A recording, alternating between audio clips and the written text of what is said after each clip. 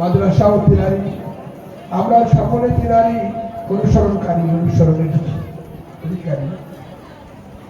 খাজা মহব্বত চিশতি স্মরণে সামায়ে মাহবুব পেশ করার জন্য আমি মনোহর সুজাপুরে আমাদের হুজুর কেবলা এক প্রবীণ ভক্ত, খুব কাছের মানুষ, আঞ্জুমানের সেবক, ভারতীয় মানসুরি আঞ্জুমানের বর্তমান সম্পাদক আনিসা রহমান সাহেবকে হুজুরের সামনে একটি সামায়ে মাহবুব পেশ করার অনুরোধ জানাচ্ছি।